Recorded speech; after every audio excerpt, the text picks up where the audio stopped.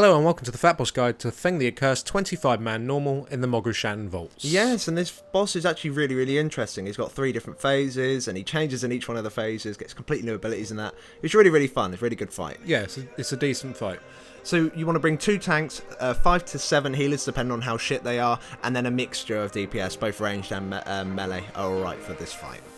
Now right on the pool, which is probably important for you guys to know, is that 2 crystals will spawn. There's one on the right and there's one on the left, and these can only be used by your tanks, and when they click on them they despawn, and the tanks will gain an extra action button. The crystal on the right will give the tanks the ability to use something called Nullification Barrier, and this barrier will just prevent all magical effects. It'll make you immune to all magical effects if you're standing inside the barrier, and this is used to prevent certain boss mechanics, and we'll talk about that in a moment. And the one on the left is Shrouded Reversal, and this allows the tank to mimic one of the harmful effects of the boss. However, he has to be hit by that effect in order to mimic it back.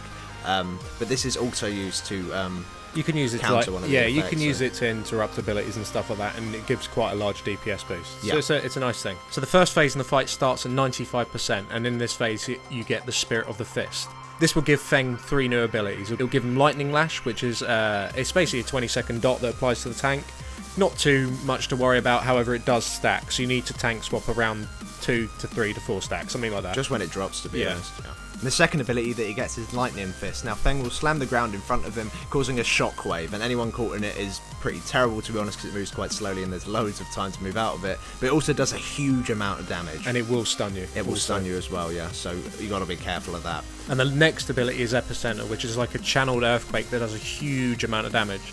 And the nearer you stand to the boss while this cast is going on, the more damage you take. Also, while it is active, you have 75% reduced hit chance, so your DPS will also go down at this moment in time. Now this phase is practically all about being able to stop him doing so much damage with his Epicenter, and there's 2 ways that you can do this as the tanks. Now of course the first tank has the Nullification Barrier, so what you do is that while the ranged are as far away as they possibly can so they take reduced damage, when the Epicenter comes in, the tank with the Nullification Barrier will put a Nullification Barrier just underneath the boss, and all the melee will stand underneath that. Now another way you can do it is getting all the range to also stack up underneath the boss. However, it can't if you manage to miss one of the interrupts, or if you manage to misplace your Nullification Barrier, then everyone is going to take a shitloads of damage instead of just the melee. So that's why we have the range standing out so far and the melee just having that Nullification Barrier. However, due to the cooldown of the Nullification Barrier, you can't do it for every single Epicenter. So therefore you need to use your Shrouded Reversal. Now basically what your tank needs to do is that he needs to pick up, so he needs to be hit by Lightning Fist with that ability active. This will give him the ability to cast Lightning Fist back onto Feng the Accursed as soon as he starts casting Epicenter, cancelling the cast. So basically for one of them you'll stun him with the Shrouded Reversal, and the other one you'll be putting down the Nullification Barrier, and you just rinse and repeat that until it hits 66% when the next phase kicks in. This is the Spirit of the Spear phase, and once again you have another dot on the tank called Flaming Spear, except this dot, rather than it just dealing damage, it also does extra damage on application, but it's still not nothing to really worry about. Once again, just taunt around 3-4 stacks, relatively simple. He also has an ability called Wildfire. Now this places a debuff on a random player that when the debuff is over, which is 5 seconds, it leaves a fire on the floor, which is just like Magmor's fire. You know, the one where it fucking moves around and it's a pain in the ass. And it does do quite a lot of damage. Now what you do for this is that you place them as far away from the raid as possible, all clumped up in one place if you can. 2 places is alright as well, but make sure it isn't just everywhere. And it's very important that it's not going to be coming through the raid for the next ability, which is called Draw Flames. Now basically what he'll do is that he'll soak up all these flames, as in they'll start rushing towards him, and it also does damage along the way. So if you put it right behind the range group and then he draws flames, it's going to rush through the range group and just set them all on fucking fire. So make sure you put it out of the raid and out of like a sight line so the boss can go to it.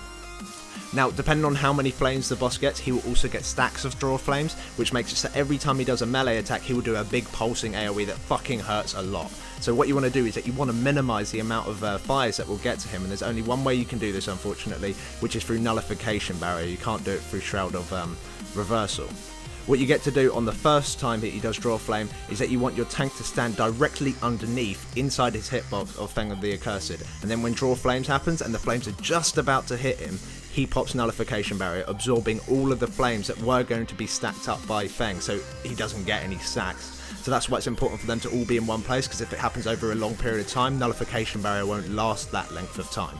For the second time that he does draw flames, unfortunately he is going to get stacks. There's no way of stopping him of getting stacks, so that's going to do a lot of damage to your raids, so you just need to make it so you have your tranquilities up and all that sort of raid you just need to use lots of raid cooldowns and personal cooldowns and stuff like that. Yeah.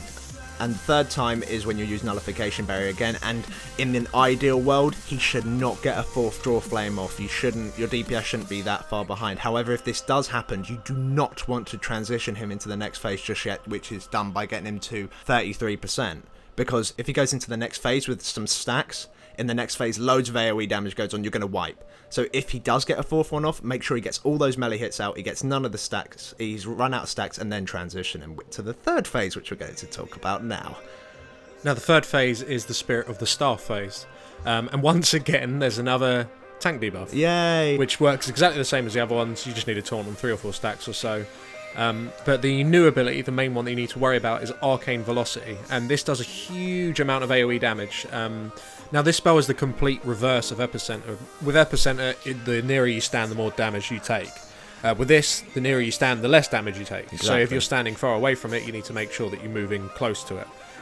So the closer you are, less damage you take, AoE heal, GG. However, there is a third and final move he does, which is called Arcane Resonance. Now this is a debuff that he puts on a player that makes them do pulsing AoE, which hits them for 10k. However, if there's someone else in the AoE with you, the damage is brought up again to 20k, and then if there's a third person, 30k.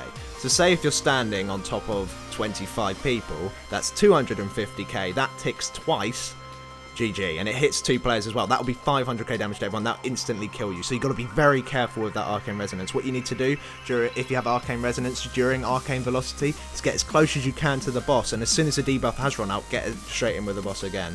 Yeah, it's very, very important that, if you do have that debuff and the velocity is going off, you just cannot be in the raid, because you will kill everyone.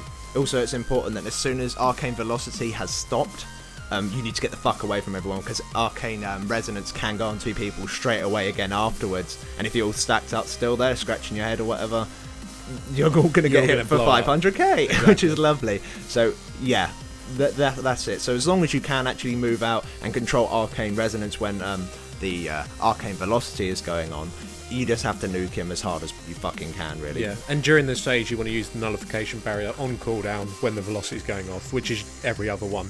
And with the Shrouded Reversal, you just want to use it to do damage to the boss. Like with the Monk tank that we had, it was very, very high on the DPS meter because he had that Shrouded Reversal, so yeah, you can do massive damage as a tank in this fight.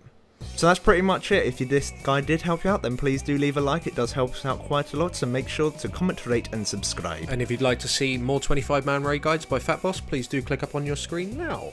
Thank you for watching. Thank you.